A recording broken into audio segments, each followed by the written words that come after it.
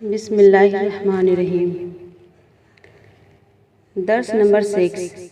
عبادت بھی اللہ تعالیٰ کی اور مدد بھی اللہ ہی سے۔ اے اللہ، ہم آپ ہی کی عبادت کرتے ہیں اور آپ ہی سے مدد مانگتے ہیں۔ پورے قرآن کا خلاصہ حافظ ابن کثیر رحمۃ اللہ علیہ بعض سلف کے حوالے سے لکھتے ہیں کہ سارے قرآن کا خلاصہ سورہ فاتحہ میں ہے اور پوری سورت کا خلاصہ اس آیت میں ہے۔ آیت کے پہلے حصے میں شرک سے بیزاری کا اعلان ہے تو دوسرے میں اپنی طاقتوں اور قوتوں کے کمال کا انکار ہے۔ آیت سے یہ بھی معلوم ہوا کہ اللہ تعالیٰ کی مدد اور اعانت کے بغیر بندہ اللہ کی عبادت کا حق تو کیا ادا کرے گا، وہ سرے سے عبادت بھی نہیں کر سکتا۔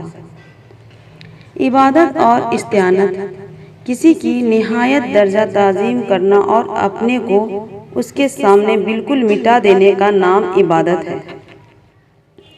ایسی تعظیم اسی کی جا سکتی ہے جس سے بڑھ کر کوئی دوسرا احسان کرنے والا نہ ہو۔ ظاہر ہے اللہ تعالیٰ کے بندوں پر اس قدر احسانات ہیں کہ اس کے مقابلے میں کسی اور کے احسان نہیں، اسی لیے عبادت کا صرف وہی مستحق ہے۔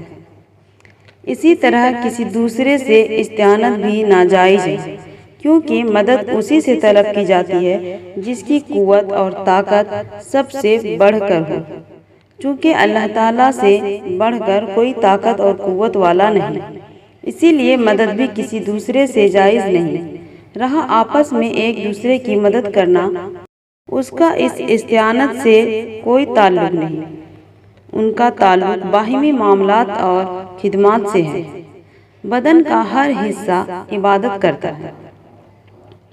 عبادت انسان کے ہر عضو اور حصے سے ہوتی ہے۔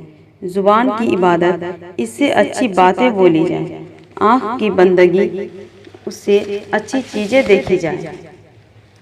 کان کی عبادت، اچھی چیزیں سنی جائیں۔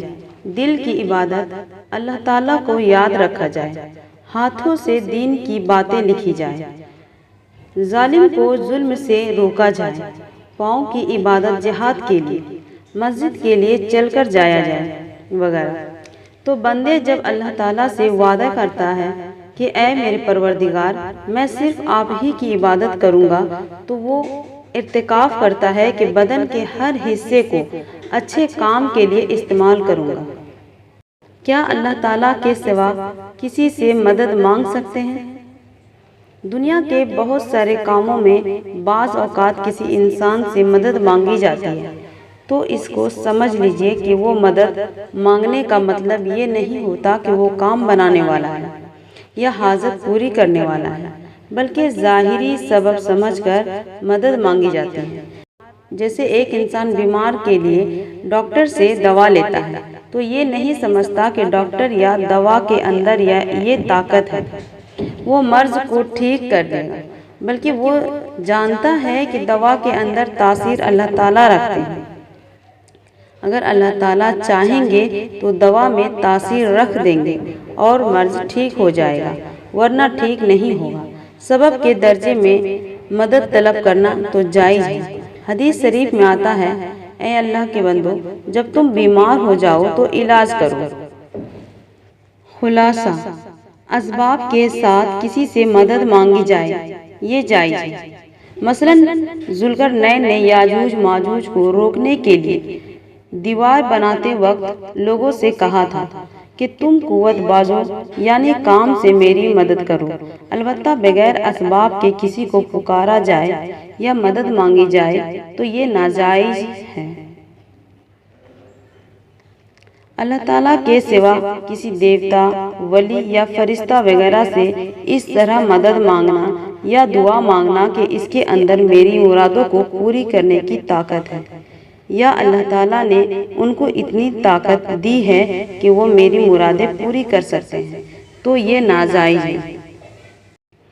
صرف نماز، روزہ اور حج ہی عبادت نہیں۔ عبادت صرف یہی نہیں ہے کہ بس نماز پڑھ لیں۔ رمضان المبارک کے روزے رکھ لیے اور زندگی میں حج کر لیے، بلکہ اللہ تعالیٰ کی عبادت کرنے کا مطلب زندگی کے ہر معاملہ اور ہر مرحلے میں اللہ تعالیٰ کی اطاعت اور بندگی کا دم بھرنا ہے۔ عبد غلام